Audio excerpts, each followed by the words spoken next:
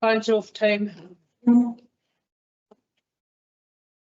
Okay, we're going to start the meeting. Welcome, everybody. We have one person on remote, Councillor Isaacs, and we will start the meeting with the karakia, which is up on all of the people in the public gallery. Welcome all. Want to be part of the karakia? You're welcome to. So, councillors, we'll just start that. Okay. Kia ora te mai.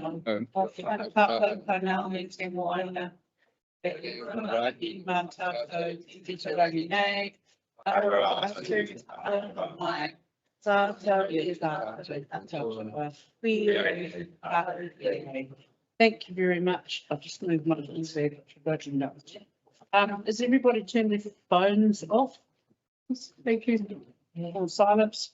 Okay. We don't have an apology. Councillor Isaac still there online. We'll be watching him closely in a manner of speaking. Conflicts for this agenda or any new conflicts, anyone? Nothing to declare. Okay. Acknowledgements and tributes. We do have some actually. Councillor, going to call you Councillor Aidan, Councillor Ellens. Thanks, Mayor Frank. Just like to acknowledge last month the passing of Bev Clark. She had been a councillor, a Martinborough Ward councillor, for at least 3 terms back in the early years of the South Wairarapa District Council. She was also, as part of that role, she was took part as a commissioner in the implementation of the first Wairarapa Combined District Plan, which was which was unheard of at that stage, because and probably now most councils do their own district plans, whereas the Wairarapa came together with all 3 councils to a combined district plan. So it passed sadly just after Christmas, after an accident at Fall, so accident at home. So condolences to her family. Thank you very much. We also should acknowledge the passing of Nelson Rangi. Nelson was a very highly regarded taumatua in Wairarapa, who did a lot for this council. He also, I knew him personally and worked with him from the regional council. It's actually been a significant person in the whole region, frankly, and he's been, in particular, he was very helpful for South Wairarapa, so we should acknowledge his passing as well. Is there, I'd just like to acknowledge Te Rangi Wairarapa.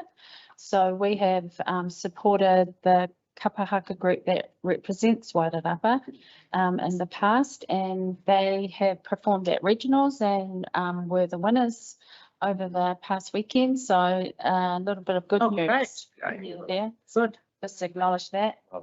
And it's our first meeting since Christmas. Remember, time flies when having fun. We had a former mayor in the New Year's Honours list, Liv Napier. If you will remember her, she's alive. Yeah. And also other residents, Ed and Julie, not Julie, Cooks, yeah, the Cooks, and Chris Parkin. So we did quite well for a small community in the New Year's Honours list. So we should thank all of them. Any other things that people want to raise? No. Okay. Thank you very much, all. Public participation. We have 3 people. Thank you for coming. We're going to hear you in the order that you applied. And I just went up and said to the 3, as a new mayor, I've decided, having learned from other previous local government experience, it's best that I stick to the rules, speaking rigorously. So you have 5 minutes each, and we will be able to send you some written material later, but this is not a debate or a discussion. There is room for questions if you don't use your 5 minutes, but you're welcome to with your 5 minutes. So Claire Blackley. You first. Thank you.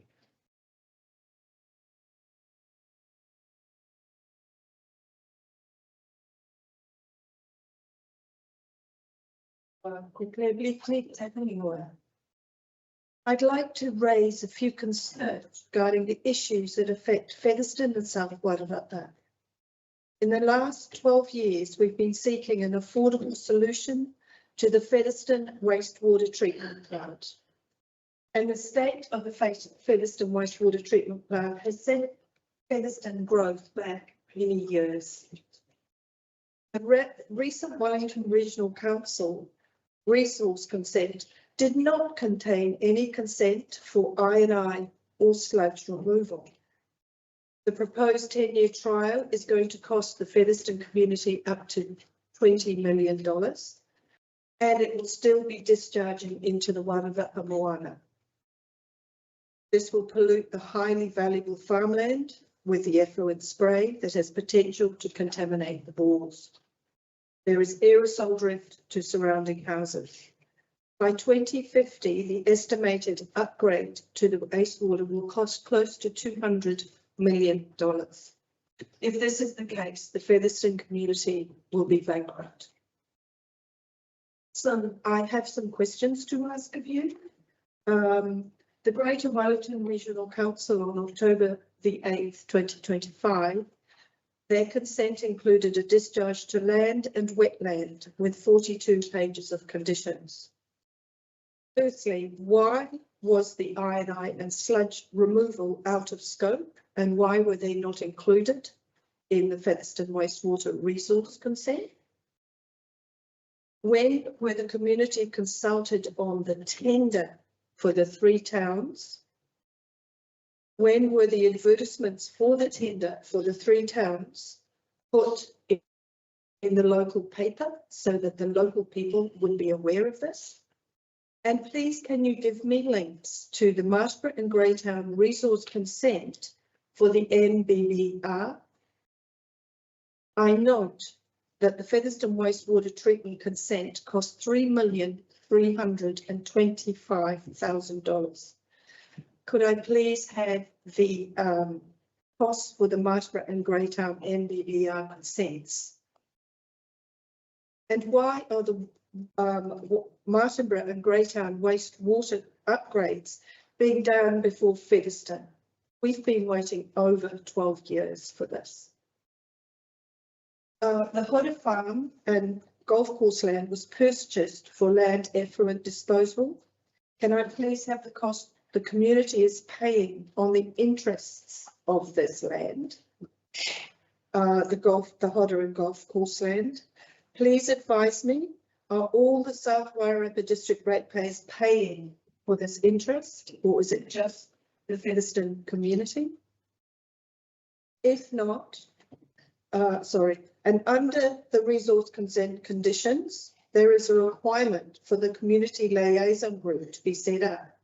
I note that Greytown and Martinborough have already been given a community liaison group, but Featherston has been forgotten yet again. And how will Wellington Water Management Service Operations Program be implemented? And will the alternative suppliers be in-house or local businesses in 6 months' time when Wellington Water is no longer exists? So you've got just over a minute. Okay, the omission to keep Featherston community in the dark on these issues is of concern, and we must be involved in all the discussions if it will affect the rates of our small community. If this is the way the South Wairarapa District Council is ignoring its Featherston community, our democracy, accountability and transparency is being seriously undermined. Now, Claire Linkley. Thank you very much, Claire. We do have 30 seconds if anyone wants to ask a question, but can I just say we will give you the answers to all of those in writing if you leave them with us. And I know you've already submitted some under the Official Information Act. I am concerned that this correspondence is actually not in your agenda. or has not been put on for our community to have a look at what you are considering under public participation? We will be coming back to you and the community at a later stage here when we've got all those answers ready. Thank you. I think we've pretty much run out of time there, councillors. So thank you very much for coming. And the next person is Garrick Eames. Garrick, you heard what I said, 5 minutes. Thank you very much. You've been on this council, so you know the drill. And Thank you, Mayor. we'll also send you answers to your questions in writing.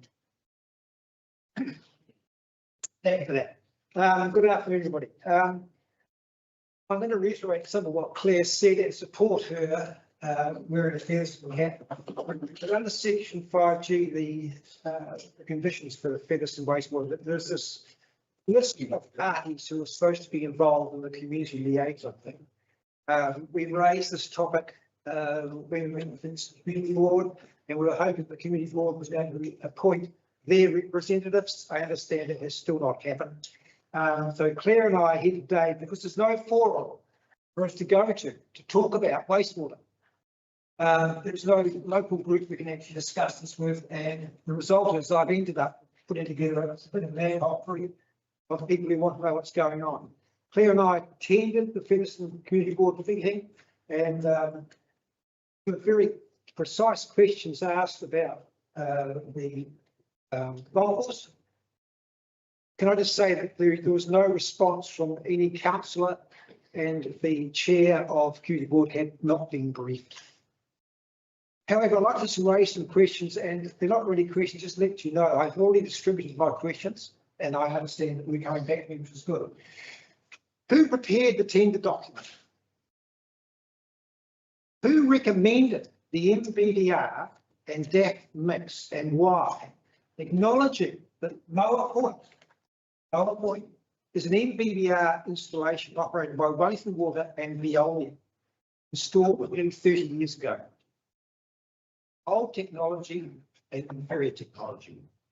Are you convinced, councillors, that the MBDR will satisfy the Martinborough and Greytown wastewater treatment issues?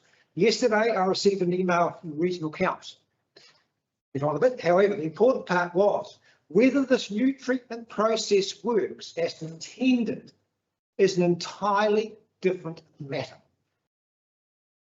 Something which South Wairarapa will need to evaluate in due course. What we have here is a trial, a $6 million to $8 million trial, because we don't know it's going to work. Wasn't there a pilot program run? But no. Yesterday, the tender, the actual tender, closing date was moved from the 12th to the 26th. Can I ask why was that, and what actions actually prompted this council to change the date for receiving the tender documents? And who approved that? I mean, sorry, I knew nothing about it, but we lived it. The election results were posted on October 11. This tender went live November 17. 240 pages. Fast work. I just say, no wonder there's errors there, and I'll just make the point. The Hodder Farm is not on Long East. Not Long East. Sorry, it's not off what? It's not situated along with the settlement ponds are not on Longwood. The Mother Arawa standards are now in place. The Featherston consent does not comply. We know that. The new consent is required for 10 years' time. It's a short-term consent. Greater Wellington is in a situation where they are looking at a new consent in 10 years' time for South Wairarapa, for Featherston. A possible solution does exist for South Wairarapa if we act now. There's a 6 months window from October 8, when it was granted, to lodge a new consent. And I've supplied the appropriate documents to council staff. 1 minute, Garrett. Be very quickly in the reserve. I can present a solution for our region which is affordable, acceptable to iwi, consentable, innovative and satisfy Te Mata Arawa. The alternative tender cannot be lodged at the moment, because tenders cannot be lodged unless when companies an informing tender. That's 300 and something pages worth. I am here to offer an outline of the design concept for South Wairarapa, providing all intellectual property, that's my intellectual property, is protected under a standard undisclosed proposal. Now, these are not based on best practice as used by Treasury, Auditor General, MB, Auckland City Council, Christchurch City Council. I would also require a non-disclosure agreement because my experience in the past has been somewhat annoying. I'll wait for your response and thank you. Thank you very much. You're right, absolutely on time. Thank you for that, and we will certainly look at that and read it and get back to you. Thank you. We've got that in writing. Not sure we've got all of. Have we got all of that? Can you just leave it with us? That's it. Give it to. I've got got it. it. Oh, we've got All of them. all of it. Communicate. Okay, I get information and I send it through. that's fine. No, People miss out. I wasn't sure whether we had the whole thing, Garrett. Okay, Frank Burt, Mr. Burt, where are you? Thank you very much for coming. And you also have 5 minutes. This is not my cup of tea, but I'll do the best I can. No problem. I won't be here for very long either. A lot of us won't be. Do you want to sit down? You don't need to. Yeah, okay. I've brought my hearing aids, but they're playing up, so I'm half deaf. Your voice is good. I'll show him a bit and see how it gets on. Okay. Speaking on behalf of all the people who dwell on the South Featherston, plus Murphy's Line, plus Longwood Road and surrounding district, we realise what a huge problem the council has of disposing all the town's human effluent. You can see what Carterton's got and what it's done, and a few other places. No matter how much it is filtered, it is still human effluent, which cannot be disposed of in a satisfactory manner where the district is habitated. The suggestion of spraying the effluent on neighbouring land is a no-win situation because of the eventual contamination of underground boil water to the district. Yeah, 50 years ago, the Wairarapa Dairy Co-op bought our farm with boundary between Featherston and Margaret Highway, and State Highway 1 between Featherston and Braydown, for the very same purpose of disposing washdown waste plus whey disposal from the dairy factory. Not only was the underground local boil water completely contaminated after 5 years, the aroma to the district was enormous.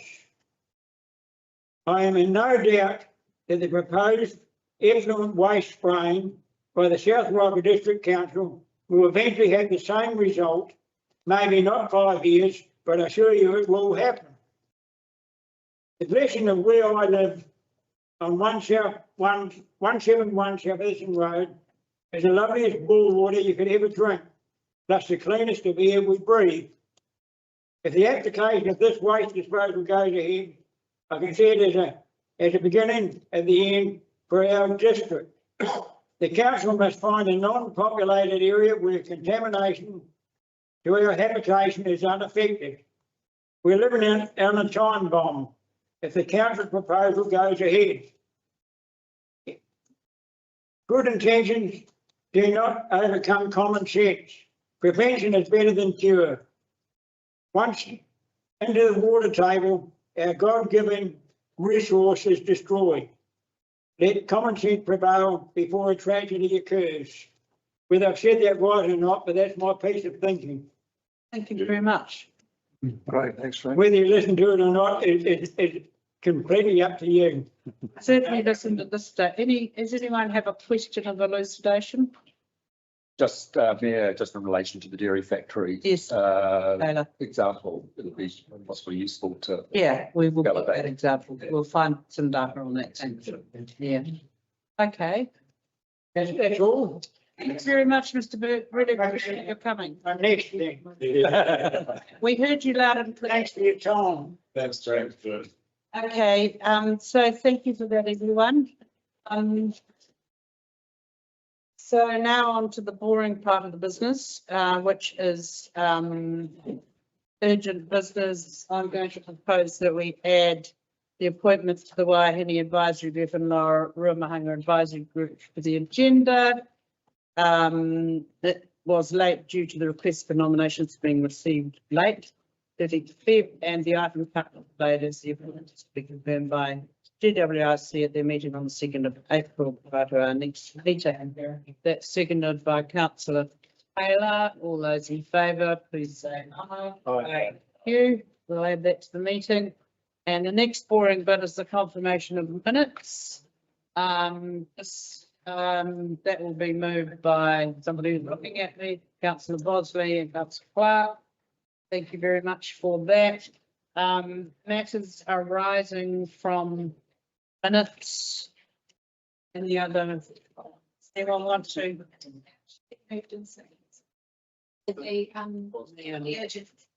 Business. Me and Rob. Thank you. Can I just butt in? I'm really sorry. In the olden thing, they used to have consideration of public participation. When is that done with it? I don't think it's in the standing orders. I'm clear, I can't help you with that. It's not in the standing orders. And as I said at the beginning, I've decided as mayor to stick absolutely to standing orders. Otherwise I get into trouble. We will talk about we've got your presentation in writing and we will be talking about it. Absolutely. Yeah. No, not today, but we will be. And we'll get back to you. Thank you very much. Okay. Minutes have been adopted and there's nothing arising from them. We now have the customer transformation program paper. That's in the name of Matt Binns and Stephen Corbett. Thank you. We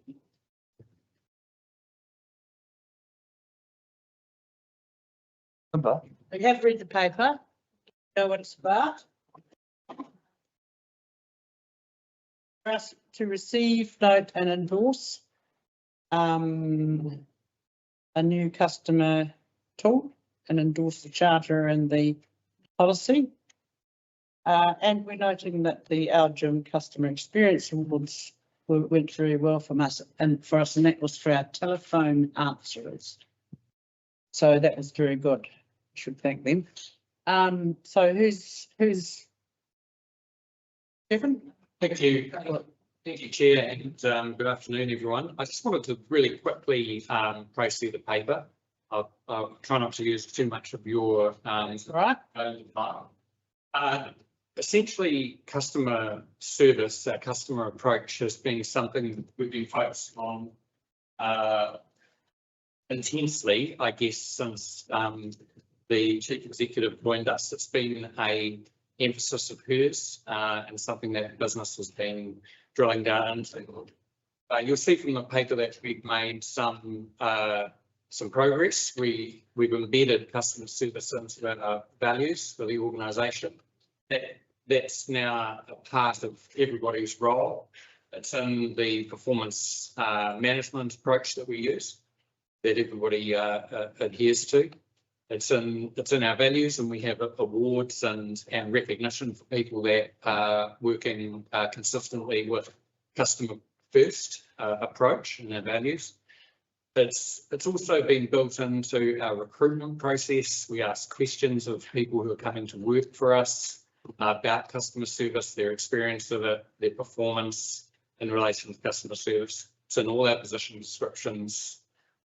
So it's an integrated concept within the council's operation. We've also been making adjustments to our systems and processes in the business to make things more customer friendly, allowing us to respond better to customers.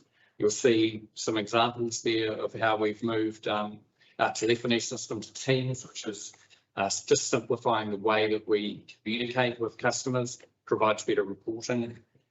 We've also got systems in place like Knowledge Hub, which means our customer service team is given a lot of information from the business, which allows them to respond quickly and easily to everyday inquiries. So customers aren't kept waiting in relation to what they're asking of us. And then you'll see a lot of in the paper on Zendesk, which is a very exciting customer inquiries way of managing customer inquiries. Matt and Fiona have led that work. It's a ticketing solution basically that means we're no longer going to be using email to do this. So messages no longer languishing in people's inboxes. It's a system that everybody in the business can use, and it's going to be quite transformative, we believe, in the way that we respond. As well as that, you'll see in the paper for you to review and endorse 2 documents. One is a charter. Now, the charter, we believe that we should be making a commitment to our public and making it visible. So what can they expect from us? What will we deliver? And we should be held to that charter. We should meet the expectations in it, or be held accountable for not meeting them. So that charter is a public-facing document that we've asked you to take a look at and offer some feedback on. The other document is an internal-facing document, less sexy, but it's still really important. That's a customer policy that everyone in the business has to follow. It gives them instruction on and guidance on how they deal with customers, what the expectations are of them. So it's really, I just wanted to give you a sense of momentum. This is, you're never finished on customer approach, customer focus. It's a journey of continuous improvement. We wanted you to have a little bit of information about that journey and know that we are treating it seriously. There's a few signs, sorry, Chair, there's a few signs that we are getting some things right. You will see just finally that we've recently won an award from Algam on our customer service.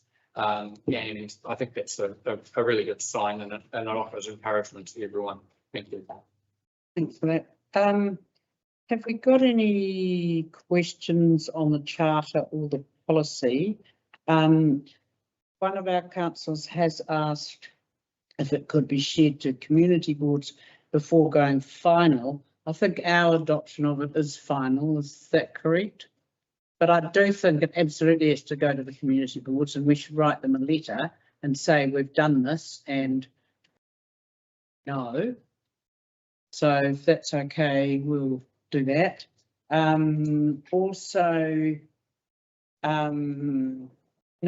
I've got a couple of questions, but other people might ask them first. Councillor Ellen's, Councillor Taylor, Councillor Archer in that order. Oh, Councillor Lee. Your friend. Some great to see the progress that's been made in the space and moving forward. It's something that's been identified for quite some time by the council in previous training. So it's actually good. It's great to see some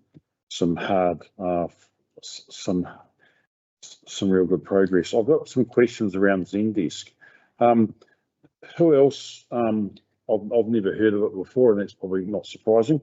But what other organisations are using Zendesk, and specifically what other councils are using it, and what is specifically in the council space? What is the feedback from other councils? Yeah, I'll take this one. So Zendesk is one of the most widely used customer management tools in the world. So lots of big corporations use it. Small entities. In terms of councils, so Far North has adopted it. I think very recently. I think Nelson uses it for some part of IT, etc. So a few councils that we know of use it. A lot use it in Australia as well. It's really designed as a way that a customer enters the organisation. You log it on one system, task people within an organisation to deal with the issue, feedback, manage it. There's timescales, SLAs built into the system, so it's reminding staff get this done, etc. Mhm. And then it can communicate to the customer either directly via Zendesk, or we can say we now have the answer, call and whatever. Mhm. It's all held in one area. So we're hoping that it will be better for basically making sure that every inquiry is properly logged onto the one system. That every inquiry we have is given clear timeframe for customers, which is we've received it, thank you. We'll give you a response in terms of how long it might take us to answer it. Mhm. Not all queries can be dealt with straight away, of course. And then making sure that we are held against that date. And if for whatever reason something happens which disrupts it, we proactively contact the customer and say, hey, we know we said it would have it by Tuesday, it's now going to Thursday, this is why. Mhm. So it's all around customer management, engagement. Thanks for that. So you commented on a number of councils that are already using it. Have you had direct feedback from those councils as to how they've found it and how the customer service has improved through adopting it? Yeah, we did all that due diligence before we procured it. So we spoke about this councils and they said they were happy with it, helped. It is only as good as the behaviour and culture of the organisation as well. Hence why we've really focused on that in the last 12 months or so. Because it's all great having a shiny system, but if staff don't use Oh, for it, sure. And it's the same old thing. Information out is only as good as the information going in. And my final question, what's the IT support and backup like? yeah, so Zendesk is designed that you can basically do it all in-house once they set it up. So we can control users, we can control access, we can control workflow, all that kind of stuff. And as part of the implementation, which we're currently going through, they will teach us how to do that, but they have ongoing Zendesk support as and when required. But it's a low-code, easy to use system, so we don't need a heavy IT presence. IT need to open the right ports for us, but once they're done, the system is relatively simple to use. Thanks a lot for that. Cheers. Thanks for that. Councillor Taylor. Thank you, Mayor. Very briefly, how do you define a case list? Anyone with a question, query, inquiry, and we're anticipating. Does that include contractors? Depends, I suppose, on the nature of it. If I call Steph and asked a question, he's not going to log it because we're an internal customer. So there are some grey lines, but if there's a contractor that needs us to provide an answer so they can do work, then yes, that's required. So I suppose the question then is the KPIs that are in here, would they apply to the service of someone providing a response back on the consent? Through the chair, Yeah, can help with this. those systems sit outside of Zendesk. So things like building consents have a very defined legal process, legislative process to go through, with monitoring through clocks within that system. So responses to queries and RFIs sit in that system, not in Zendesk. Because we're controlled in what we do by that, or we should be. Yeah. There's a rule of legal provision here. Okay, thanks for that, Councillor Archer. Two questions. First of all, the approximate cost per annum. Obviously, you have an annual fee, and then obviously how much you utilise the program obviously incorporates costs. How can you just briefly outline how the system works from a cost perspective? Yeah, so again, as part of the procurement process, we tested about 8, 9 of the systems, had demos of a range of forums. Zendesk is normally the most expensive and challenging, but actually that's based on a per agent model. And the nature of council business means we don't have central customer services hub. We deal with it, get all the answers, then fire it back. We have a couple of customer services, and actually it's council officers doing that. So that model would have been incredibly expensive for us and challenging. So we actually spoke with Zendesk. We said, actually, we have this opportunity, which is around number of inquiries, which works much better, much more competitive for us. It's under half the price we got quoted from any other similar system, which is great. The reason it's at approximate is because we get charged it in dollars, US dollars, because this price point is done for the US. So there is some fluctuation with currency, and we built that in from a finance perspective. The finance team are aware of some ability to flex. But we're only on a rolling year contract as well. So we pay this year. It should only go up by inflation each year. But we have the opportunity to go, actually, that's too much, it's not going to work for us or whatever. So there's flexibility. So it's an annual fee only, that's it. Thank you for that. Oh, Any more? I've forgotten the second question. We've forgotten that, right? It'll come back, right? Councillor Ruthven and then councillor Clark. Acknowledging your success in the awards. So job well done there. Councillor Elms and Archer answered two of my questions, or asked two of my questions, but the last one I had just was around the training of the staff. So is that going to be ongoing or one-off? Well, I will ask Matt to answer on the training in relation to Zendesk, but that training is only one part of a larger suite of professional development that we're going to be offering the business. It's really important that everybody in council understands the emphasis we're placing and what's expected of them and how to deal with customers properly, including how to, de-escalate conflict and how to communicate appropriately to different types of people who will be calling them and coming in. So customer service and training and development in relation to that is going to be part of our suite of training overall, which will continue on. Now Zendesk. So as part of implementation, they do train the trainer. So Zendesk, supported by that, will train a few staff within the council. They will become super users, subject matter experts, etc. Most staff will not need training on this in an in-depth way because they don't need to change the system or anything like that. They will simply get an email with an alert saying, hey, you've got a query, click the link, type it in, back on basically. So it should be relatively simple for staff. We want that to be the case because for some of our staff we're using it quite frequently, but for others they might get an inquiry once every few weeks or a month or something. So we just want to make sure the system is relatively friendly for them to use. So that's the part. Thank you. I was just wondering if councillors would be able to access some of that training as well for alignment for customer service right through our organisation. One thing that May is doing is activating an online portal that will train people online across a whole lot of different things, including Lagoima, and I'll check and see whether customer focus is one of the things that's on that online portal. That certainly was something that councillors have potentially to full access, and I think it's a good idea to spread it wide, councillor, because the charter, after all, my understanding, and correct me if I'm wrong, but my understanding is that you'll want the charter to apply to all of you as well. It's the entire organisation. Thank you. Thank you for your work. It looks amazing. Thank you too for the opportunity for feedback. You'll see I've made some.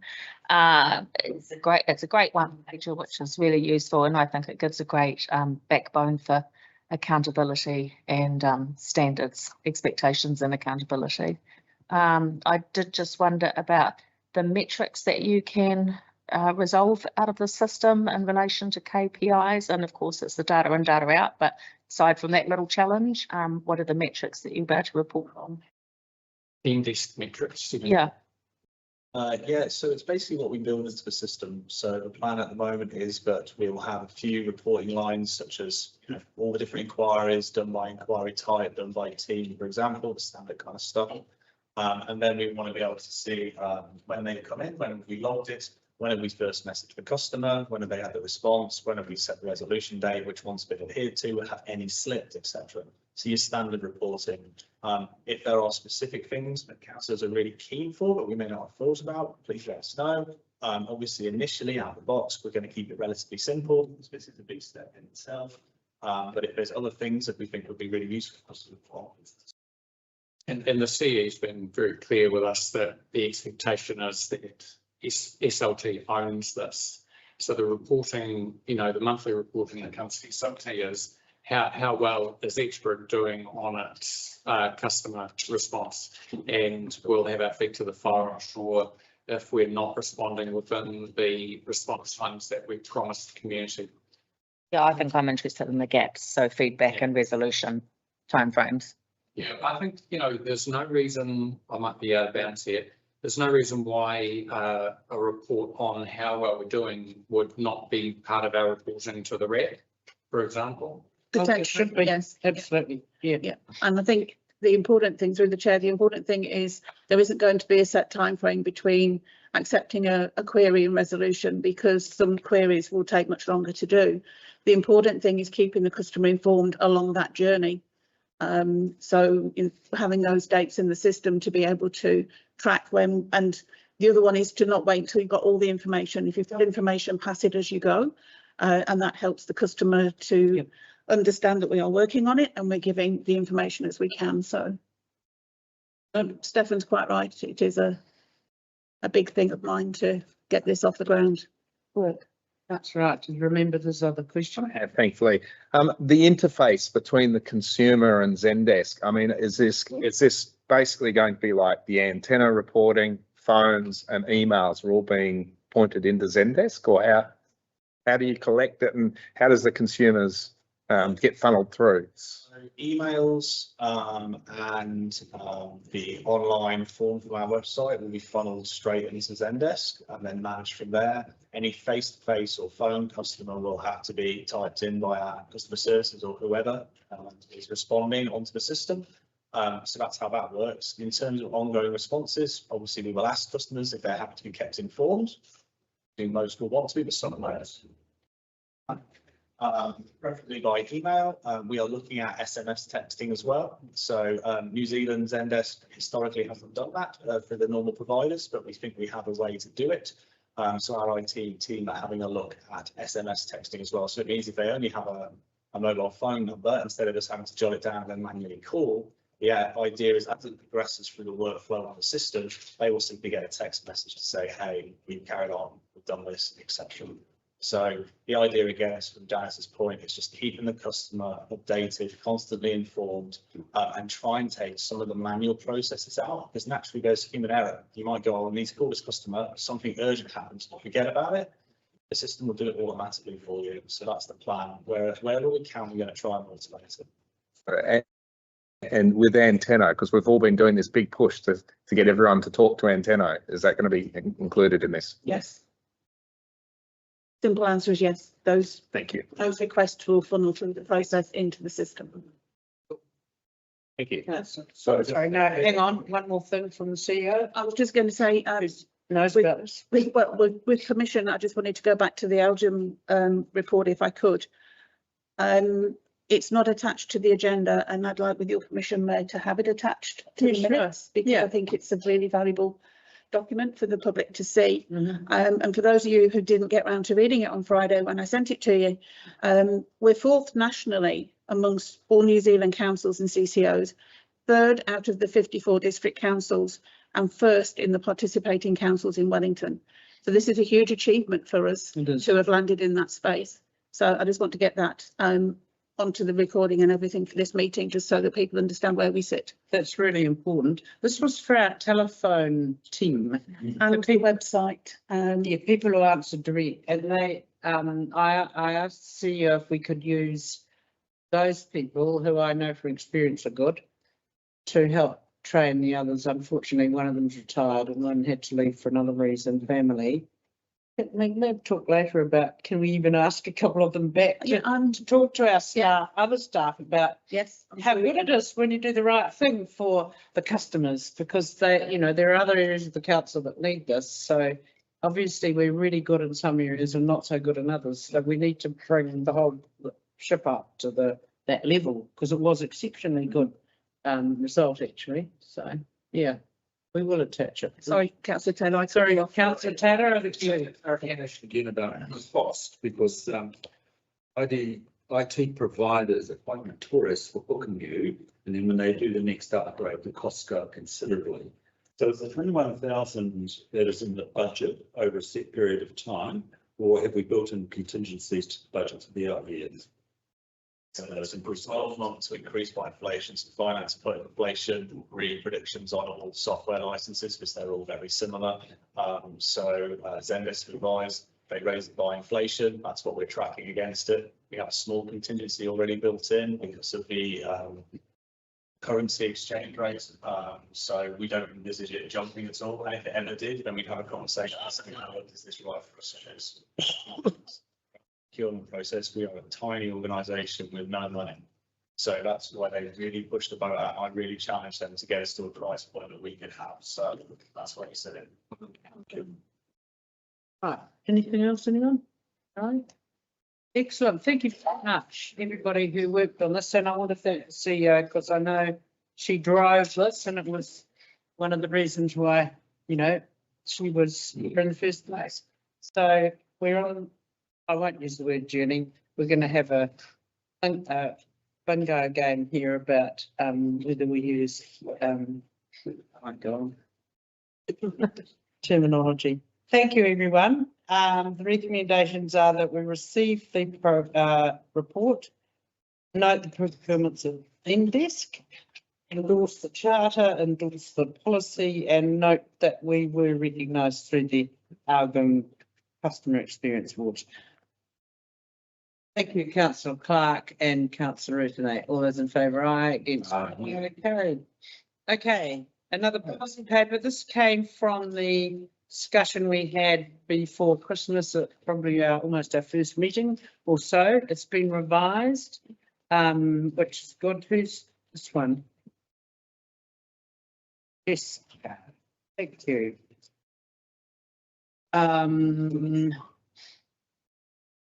There are some issues in terms of just a little bit of editing. So can we add to the recommendation that we note any typos or small edits can be done following the adoption of the paper? We all happy with that? Thanks. And there are some more specific, a couple of specific points that Councillor Clark raised. So we'll hear first from Jessica Hughes, and then I'll ask Councillor Clark to ask you questions first. Thank you. It's read. Yep. The key points around the things that we have the policy aligned to plain English, so it's really easy to understand everyone in the community.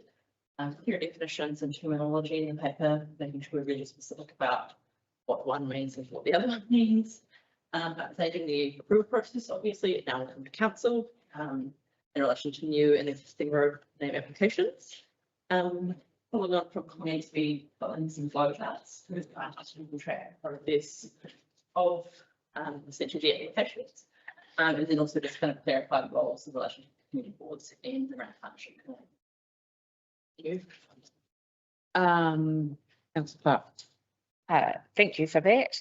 It looks lovely and clear. I did just have a question specifically around naming of roads when there's use of Te Reo Māori in the name, or cultural conditions or cultural impacts, historical impacts that are significant to that area or that name. And when it says may, I'm a bit curious about the use of the word may, because I'd probably see it as being a will when you're working in partnership. So I'd like to offer that suggestion and just strengthen that process relationship. It's something we can move that for will, which is a more active. I think it's a bit more specific. Yeah, okay, thanks for that. Did you have another issue there? Oh, I did, sorry. And can I ask that this also be distributed to community boards once it's done, because that's a change in their remit with this term. Thanks. Thank you. Councillor Rutanay, was it you? Did I see a hand on that side of the table? I didn't. Oh, Councillor. I was just thinking that the flow charts aren't actually doing what it's describing. You might want to, it's like you're doing all three at once as opposed to, yeah, that's all. Okay, thanks. Anything else? No. Well, well done getting this nailed. I think it's easier, actually. It's a lot clearer than we used to have. So it will be helpful. Main thing is we have to make sure we do it when people put in a request to not get the last one. Okay. So the recommendation is we'll receive the report, approve the naming, the updated policy, and note that we will finalise flow charts and update application forms prior to the publication. And I think we should just generally understand that if there's minor edits we can do, then we probably don't need to do that each time. Okay. Thank you for that. All those in favour, councillor Olds wants to move that and councillor Baker is seconding it. Thank you. All those in favour, against, no, carried. Now we have the really boring part of the meeting. I shouldn't say this when we're online, should I? This is called the triennial agreement, which is a legal thing we have to do under the Act, and which we're not going to change, councillors, because this is signed by all the councillors. We have attached the previous one. I'm sure you all read it and have committed it to memory. So when you have Trivial Pursuit local government, you all answer it. It just basically says we're all going to work together and hold hands and Nice. be nice. Is there anything else that you need to tell us, our legal advisor? Okay, so the discussion points of the substantive changes were in the discussion section. Yeah. They aren't really anything. It's not going to make any difference to how we work. We're doing this anyway, but we have to do it legally. Yeah, yeah. It's something agreement anyway, so. Okay, thank you. We're receiving it. We're approving the draft agreement and agreeing to delegate to the CEO and the mayor minor amendments, because some of the others might be a bit more picky and come back with something tiny, but obviously we're not going to agree to anything substantive that would change what we do. So thank you, everybody. Moved by councillor Taylor. Oh no. It becomes null and void or if the Wellington Regional Council is no longer. Oh, I think the government will have to change a whole lot of things in the local. So it's sensitively. Yeah, it'll be changed through the Act. I will with them. Thank you. Moved by councillor Taylor. I'll second it. Yeah, thank you, councillor. All those in favour, against, no, carried. The next one has the same status as the previous one, as far as I'm concerned. Something we have to do. I don't know why all this happens, but it would be nice if central government sometimes did the same thing, but they don't. This is to receive the report, adopt the statement and delegate authority to maintain it by making admin updates as and when required. Are there any questions about this one? No, we're all happy with that. Moved by councillor Bosley, seconded by, councillor Watts. Make sure he's awake. It's us. He's always away. You won't minute that. Thank you very much. All those in favour, against, no, carried. Now, the annual plan engagement is kind of a bit like the others, slightly more pertinent. I don't know whether Charlie wants to sit there, but basically the law says now that I'm saying the law now says, because it didn't used to, that the long-term plan is a really important thing for us. And any big decisions have to be made, and it prescribes how we consult, what we do, etc., etc. Annual plan has to deliver what the long-term plan says. So basically, we generally don't make big changes in the annual plan, and therefore the law says we don't have to do the prescribed consultation with a big C that is required under the long-term plan. So we're not planning on making big changes, but later this year, if anyone is watching this session, we will be talking about our long-term plan, and we will be going out to the public with really deep consultation about some big issues, but we're not doing that for our annual plan, which will be adopted in June this year. Straight after that, we'll be going out to, we'll be talking about our long-term plan, and that is more. So have I summarised that correctly? Absolutely. I essentially just confirmation from all of you of We're happy with this. discussion. Yeah. That we're not going to make substantive changes. We won't need to do big C consultation. That allows us to focus on the long-term plan, which is where our efforts should be anyway. Any big issues like changing to the rating system or anything else, there's a whole lot of things we've got underway now, will not be for this year's annual plan. We'll be starting to look at them seriously after June 30 this year. Okay? Yeah, before that, okay, but I mean, you know, we'll get that out of the way. Okay, so we're receiving a report noting that the plan does not trigger the requirement for consultation under the significance and engagement policy. We should probably have added as you know, under the law, because this is what the law tells us. Approve the continued development of the annual plan without undertaking formal community consultation. Doesn't mean to say we're not going to consult or engage with the community. We will, but it's not the same scale or scope as an LTP.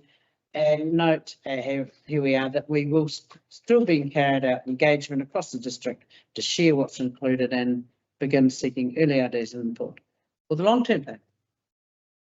Moved by Councillor Rutanay, who's just looking at me, and I said that, thank you. Seconded by Councillor Rhodes. Thanks, Charlie. Very much. Okay, appointments to the Māori Partnership Committee. This is again is a routine one.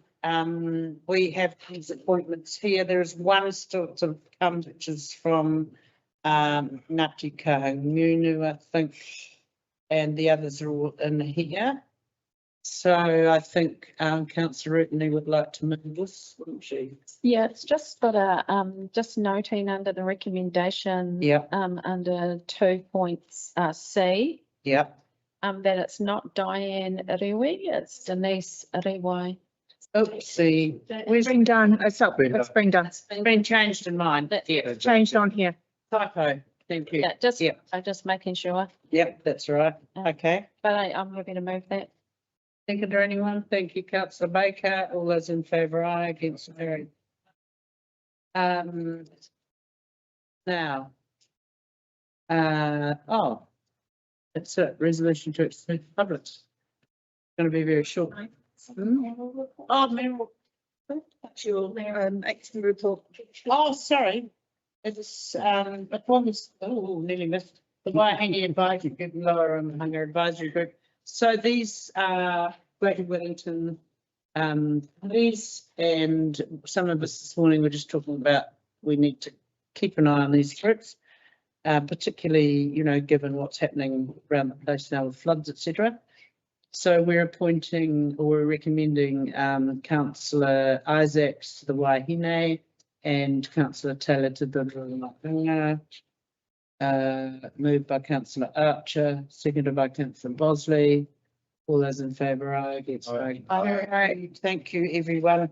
Resolution to exclude the public. You know why? It's all written down there. I move that we move into public excluded, seconded by Councillor Bosley. All those in favour, aye. Against, no, carried. We're now in public excluded. We can turn off the television set. Not completely, you can't.